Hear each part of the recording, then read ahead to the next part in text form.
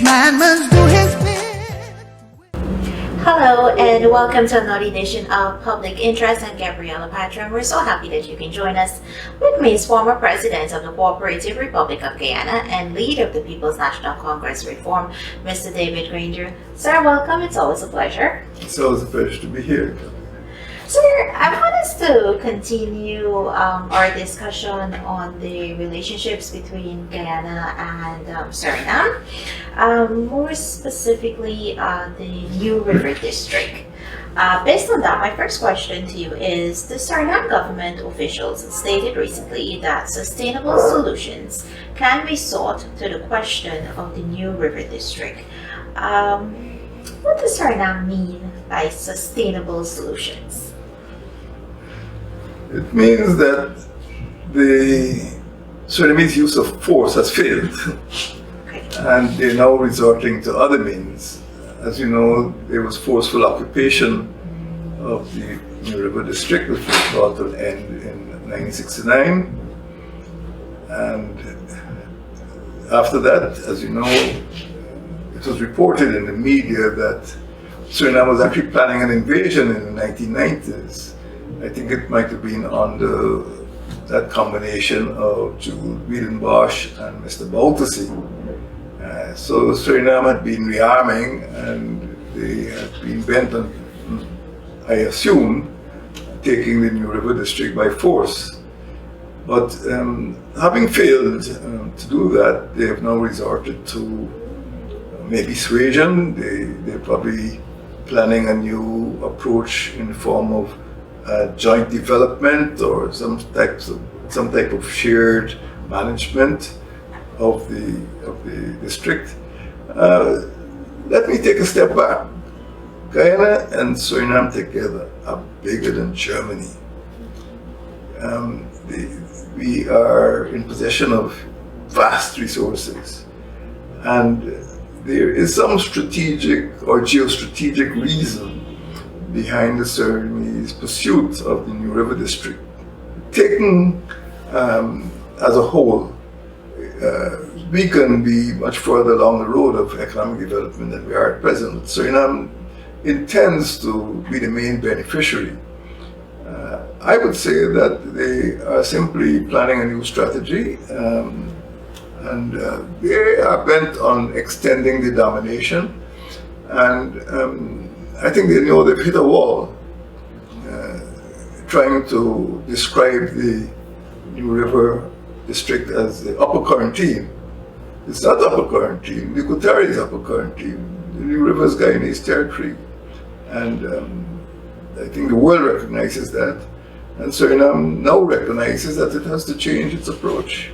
So they're calling for sustainable solution. But it's our territory, and we are responsible for managing it, and it's part of our patrimony. And the only way they'll get any sustainable solution is if it is managed by Guyana and not by Suriname. So there's not going to be any sharing of the development of that zone. I don't know what they have in mind, but certainly they must start by recognizing that the New River District is part of Guyanese territory, full stop. Sir, the two countries hold presidential summits frequently. What are the effects of these summits? Summits are important. They're good, to boost the morale of both populations, and, would reduce the temperature, reduce the tensions between the two countries, but they don't get much done. The work has to be done by the respective ministries of foreign affairs, by the bureaucrats, and that is where development, that is where the resolution of problems, probably would hit a wall. Now, in our country, presidents, they don't sidestep the controversies, but in a 2-day visit, you cannot solve a 60-year-old territorial problem. It has to be solved by bureaucrats and historians and cartographers, doing the engine room work. But in Suriname, there is a trend which indicates that there is a mindset, an uncooperative mindset, that anytime we move towards a solution, the bureaucrats and the diplomats just bring it to a halt by insisting that this, what they call Tigri, which we call Jaguar, should be put on the agenda. So Suriname has resorted to charm, and I think they feel that the time is propitious now that you have a new president and a new Minister of Foreign Affairs to change the approach to the New River District issue. I would say that the presidential visits are necessary, but they cannot solve the territorial problem.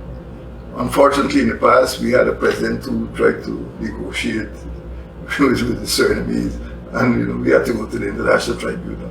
Presidents don't negotiate borders. This is a border negotiation, territorial negotiation is a technical matter. We put it in the hands of technical people.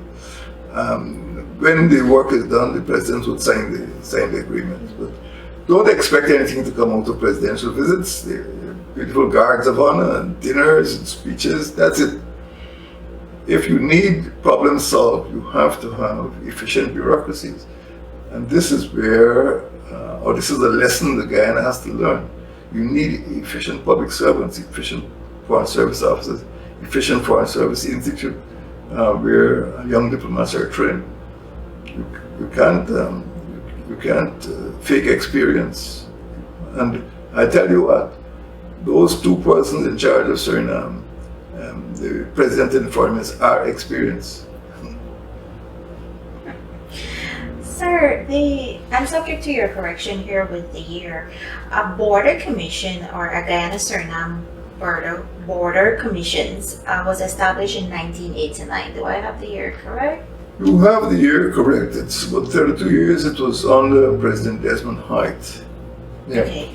So why is the New River District question being raised now? It's being raised again because for 32 years we have failed to come to a solution. The first thing is that Suriname must acknowledge, it must accept that the New River District is part of Guyanese territory.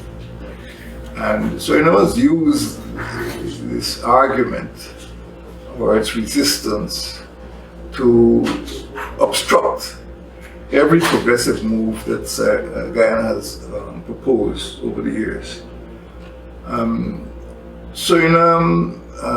Suriname's president, Mr. Santoki, has been in public service for over 40 years.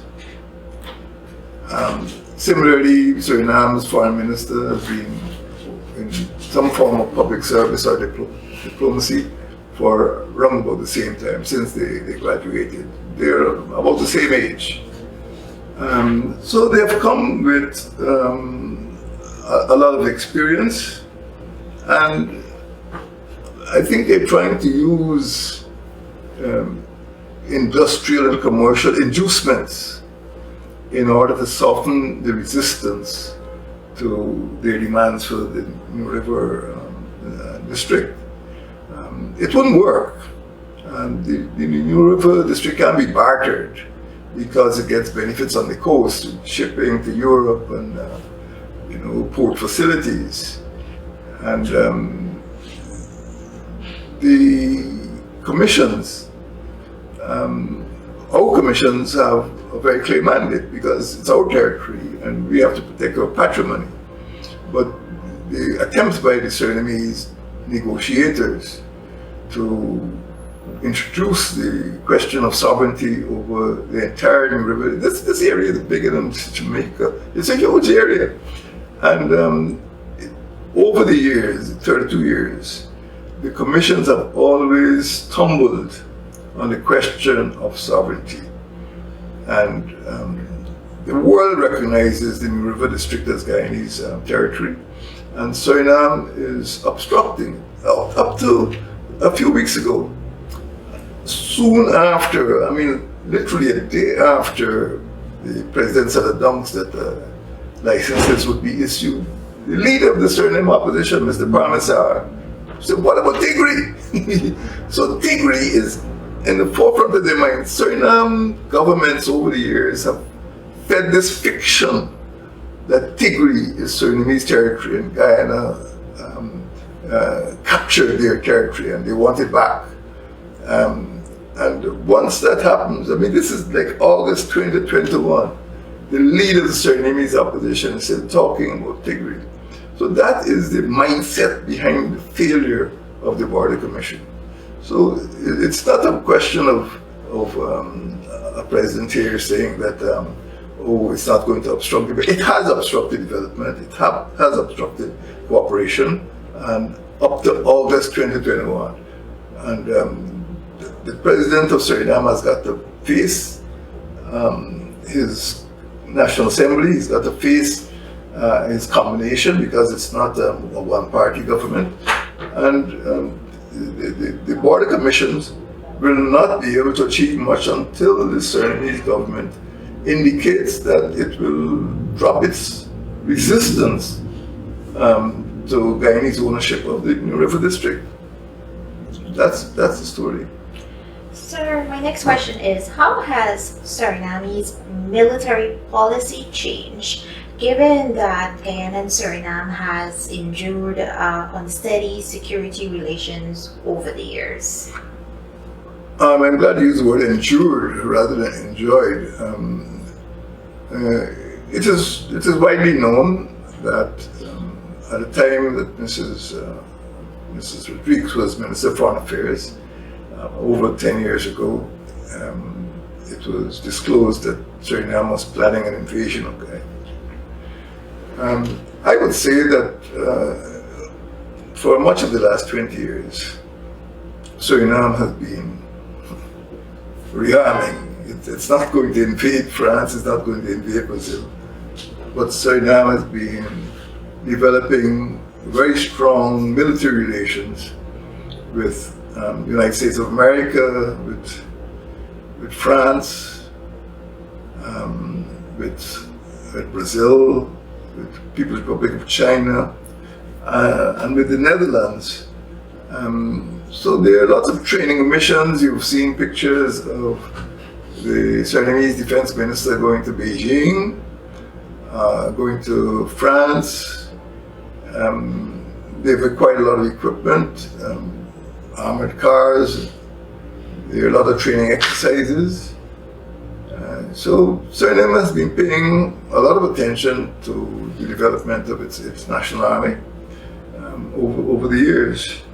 So it has changed a lot since what we call Operation Climax in Jaguar in 1969, and it is now much stronger, and it has enjoyed the support of several large countries around the world. It has purchased a lot of weapons. It has embarked on training missions from these countries, and it's much stronger than it was in 1969, I can tell you that. So its strategy has changed, its military policy has changed, and in my interpretation, it is all designed to, maybe challenge Guyana militarily. If you pay attention to some of the remarks made by former President who came to Guyana, Venetian, we are the power, and the demonstration of the naval might in the ocean, in 2000 when they expelled the CGX platform, and the boastfulness.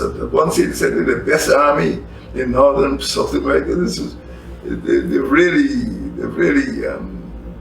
taking the military propaganda and the military preparedness very far and very seriously. So the strategy has changed, And it is something that Guyanese military planners have to take into consideration. Sir, once again, I'm subject to your correction and guidance. I hope that I have this correct. France sponsored a trilateral Guyana Shield strategic dialogue with Guyana and Suriname in August 2021. What is the expected effect on the Guyana-Suriname relations? I can more easily answer that question if you rephrase it and say, what is the expected benefit of France? Okay. Because I don't think Guyana has much to get from it. It's very strange.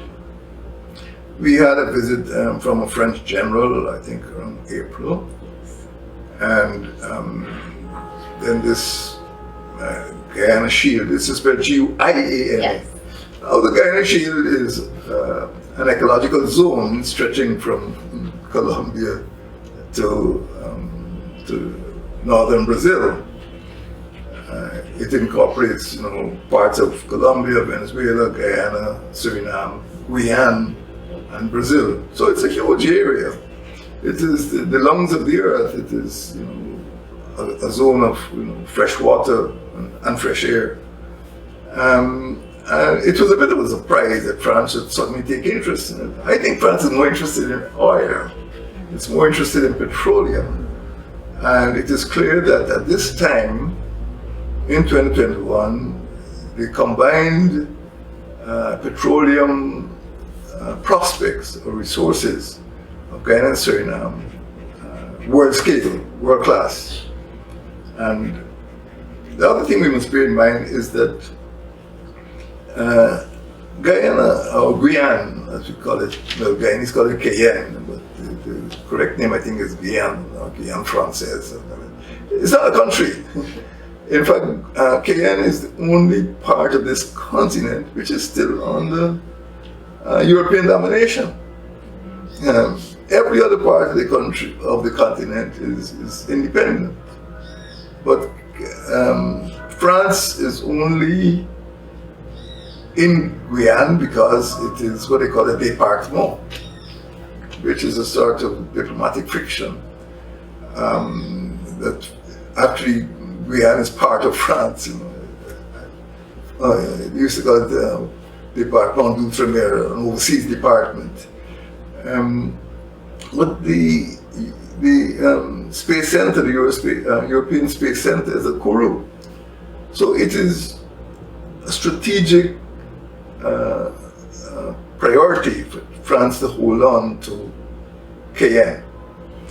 And France is not interested in any sort of instability on this northern rim of South America.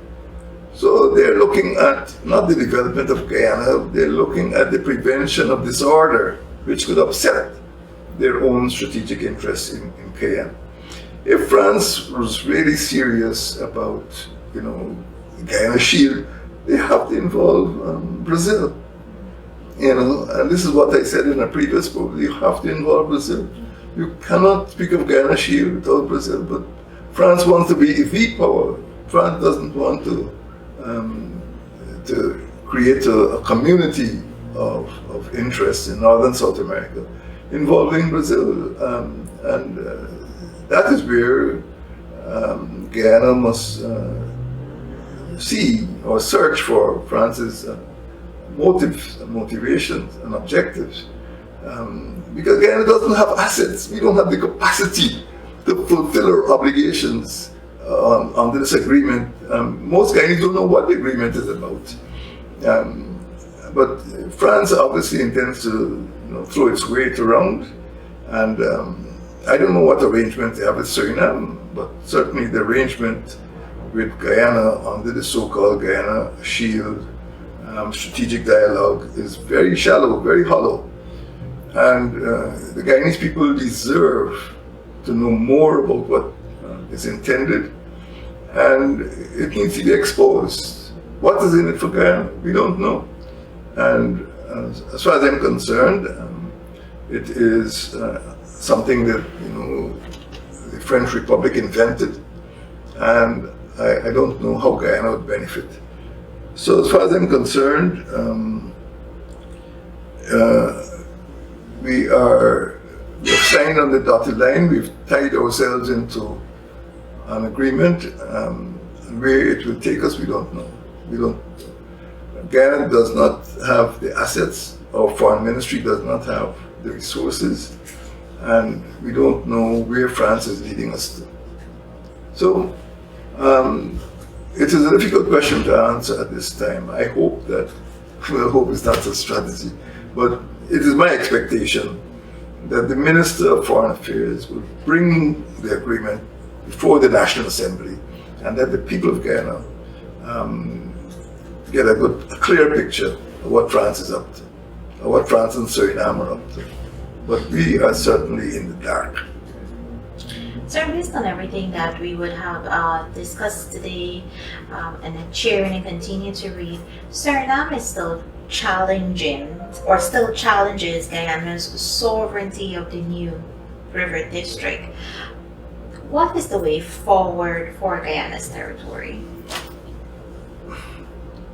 First of all Guyanese must understand that the new river district is an integral part of Guyanese territory. And Suriname has to acknowledge that as well. We cannot move forward as long as Suriname pretends that this is a zone of reclamation, and that one of these days they will invade and seize it or take it back. So that is the first principle. The New River District is Guyanese territory, and we must let our people understand, our diplomats must understand that. No funny maps, no international scenes. We must start by recognizing and respecting each other's territorial boundaries and our sovereignty. Suriname must accept also that we are not going to barter. We're not going to bargain. Just as we're not going to bargain, Optung or Demerara, Patram or Freedom Hoop. This is an integral part of our territory. And if they need to make any investments, they can come up on the table above board and make those investments. There are over 24 Surinamese companies in Guyana already. And many Guyanese are celebrating the fact that Surinamese have penetrated our economy in ways that Guyana has not penetrated the Surinamese economy.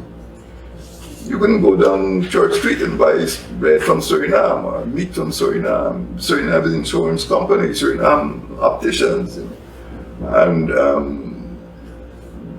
Suriname has penetrated deeply into our economy. And it is my perception. I'm not complaining about it. This is, we're part of the Caribbean community. But I would say that, trade must be fair, and there must be equal opportunities for Guyanese entrepreneurs to operate in the Surinamese market, Surinamese environment. But in the final analysis, territorial integrity and the sovereignty of Guyana over its land is supreme. And I think that's the biggest obstacle that has upset us, upset development over the years. This is a question that has affected us. If you look at the outcome of the 2 presidential visits, fishing licenses, the question of the right of Guyanese of indigenous descent in Oriala or Siparu to fish, this is sometimes innocent passage. Guyanese have been hassled, and there are bitter memories of the CGX matter. There are bitter memories of the harassment that has taken place over the years by the Surinamese Navy and the Surinamese Armed Forces. So I would say that we have learned a bitter lesson, and the way forward is for Suriname to get out of this mindset and start to acknowledge that Guyanese territory is for Guyanese, and any development will be taking place between equals. Suriname has a way of talking down to us, and when they don't get what they want, they harass our citizens. There was a time under Bouterse when I think he was in his dictatorial mode. They expelled, I think, about 15,000 Guyanese and Haitians.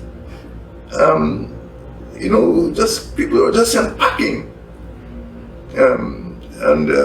We've endured a lot from Suriname. And Suriname needs to come to its senses and treat Guyanese as equal. If they want any form of shared development, there's no point, signing agreements. Agreements are not fulfilled. You can go to the foreign ministry or in either country and see stacks of unimplemented agreements. They're good at signing a drafting agreement, but not good at fulfillment. The bureaucracy holds us back all the time. So I would say that the way forward is for Suriname to accept Guyanese sovereignty over the New River District, and for Surinamese to start treating Guyanese diplomats and officials as peers, as equals. That's the way forward. And without respect for our sovereignty and without respect for our bureaucracy, Guyana-Suriname relations have nowhere to go.